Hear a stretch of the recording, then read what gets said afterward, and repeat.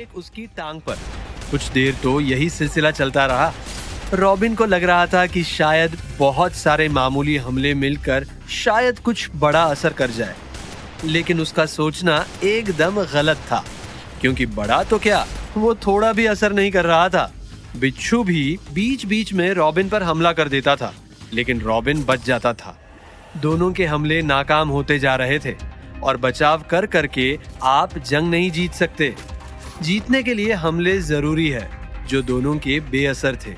Robin की complete gene chain भी उसे सिर्फ दृढ़ शक्ति और ढेर सारी ताकत दे रही थी, लेकिन अगर बिच्छुओं के राजा पर इनका असर नहीं हो रहा है तो फिर किस चीज का होगा? रॉबिन को लगा कि वो जल्दबाजी से बिच्छुओं के राजा से नहीं जीत सकता था। उसे एक प्लान चाहिए, लेकिन मौत के मुंह में आप प्लान्स थोड़ी बना सकते हो। तो रॉबिन बिच्छुओं के राजा को चकमा देकर भागा और उसी जगह पर छुप गया जहां वो सबके सामने आने से पहले छिपा था। वहां जाकर उसने 2 पल चैन की सांस ली। अब वो दूर से स्कॉर्पियन किंग को गौर से देखने लग गया। वो दरअसल राजा का वीक पॉइंट तलाश कर रहा था। उधर वो बिच्छू अपना शिकार सामने न पाकर पागल हो रहा था। उसकी चीखें लगातार सुनाई दे रही थी। वो इधर उधर चलने लगा और रॉबिन को ढूंढने की कोशिश करने लगा। हालांकि बिच्छुओं के राजा के पास भी अपनी कुछ शक्तियां थी, जिनमें से एक थी खुशबू ढूंढने की ताकत। किसी और दिन वो बहुत आसानी से रॉबिन की खुशबू का पीछा करते करते रॉबिन को ढूंढ लेता, लेकिन आज वो दिन नहीं था। आज हर जगह खूनी बिच्छुओं की लाशें पड़ी थी। जमीन पर उनका खून बह रहा था। सिर्फ यहाँ नहीं, जिस तरफ रॉबिन जाकर छिपा था उस तरफ भी रास्ते भर में बिच्छुओं की लाशें ही लाशें थी। बिच्छुओं के राजा को बस खून की खुशबू आ रही थी और इसलिए वो रॉबिन को नहीं ढूंढ पा रहा था, क्योंकि रॉबिन के शरीर पर भी खून ही खून था। जाने अनजाने रॉबिन को इस चीज का फायदा मिल गया था। जिस चीज की आपको जरूरत हो वो आपको मिल जाए तो जान में जान आ जाती है। रॉबिन के साथ भी ऐसा ही हुआ। उसे चाहिए था थोड़ा सा वक्त, ये सोचने के लिए कि उस बिच्छुओं के राजा को कैसे हराया जाए, और वो वक्त उसे मिल गया था।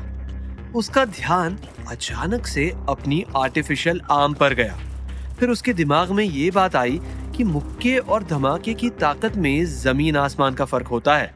उसे पता था अब उसे क्या करना था। उसने अपनी आर्टिफिशियल आर्म को अपनी एनर्जी से चार्ज होने दिया। जैसे ही वो फुल चार्ज हो गई, वो दौड़कर राजा के सामने आया और उस आर्म से फायर कर दिया। राजा की चमड़ी मामूली हमले को सहन कर सकती थी, लेकिन ये हमला मामूली नहीं था। आर्टिफिशियल आर्म से जो लेजर निकली थी उसने राजा के शरीर में एक छेद कर दिया था, जिसमें हरे रंग का खून बाहर आ रहा था। वो सफेद बिच्छू जिस पर अब तक एक खरोच तक नहीं आई थी, उसके शरीर का कुछ हिस्सा अब हरा हो गया था। रॉबिन को लगा मानो कोई पेंटिंग खराब हो गई हो। इसके बाद जब दर्द के मारे राजा के मुंह से चीख निकली, वैसी चीख अब तक नहीं निकली थी। राजा ने अपना मुंह खोला और रॉबिन पर जहर का एक फव्वारा मार दिया था। किस्मत अच्छी थी जो रॉबिन वक्त रहते रास्ते से हट गया। जहर जैसे ही जमीन पे गिरा तो जलने की आवाज आई और वो जहर उस हिस्से की धरती को मानो खा ही गया था। अब वहां सिर्फ एक गड्ढा था। बाप रे बाप, शुक्र है हट गया था। रॉबिन के मुंह से ये शब्द निकले। दृढ़ शक्ति आपके जख्मों को जल्दी ठीक कर सकती है, लेकिन नया अंग नहीं उगा सकती। और ये जहर जिस अंग पर गिर जाता वो अंग ही खत्म हो जाता। रॉबिन को महसूस हुआ कि इस राजा की रफ्तार तो अच्छी है, लेकिन इसका शरीर तो बड़ा ही है ना।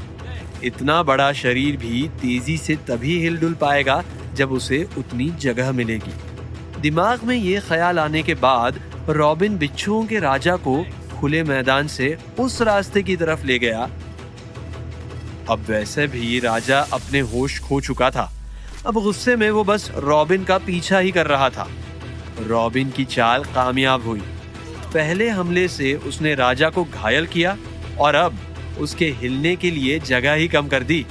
राजा की रफ्तार अब आधी से भी कम हो गई थी, लेकिन अब रॉबिन के पास भी बहुत ज्यादा वक्त नहीं था, क्योंकि आर्टिफिशियल आर्म से बेशक उसे काफी मदद मिली थी, पर वो एनर्जी भी बहुत खा जाती थी। रॉबिन की बहुत सारी एनर्जी उस एक हमले में जा चुकी थी। हालांकि ऐसा नहीं था कि एनर्जी बिल्कुल खत्म हो गई थी, लेकिन उसे ये पता था कि सामने खड़े बिच्छुओं के राजा में कितनी एनर्जी है और वो कितनी देर ये लड़ाई लड़ सकता है। रॉबिन ने उस एरिया में आकर अब अपनी आर्टिफिशियल आर्म से राजा के ऊपर लेजर अटैक्स करने शुरू कर दिए थे। एक के बाद एक हमला, सब के सब बिल्कुल निशाने पर थे। बिच्छुओं के राजा की चीखों में दर्द साफ सुनाई दे रहा था। उसके शरीर में अब छेद ही छेद हो गए थे। हर तरफ से खून निकला जा रहा था। वो बस मरने ही वाला था। राजा के शरीर में हरकत बंद हो गई थी। वो हिल भी नहीं पा रहा था। रॉबिन ने मौके का फायदा उठाते हुए उसके पास जाकर उसे पूरा ही खत्म कर दिया था।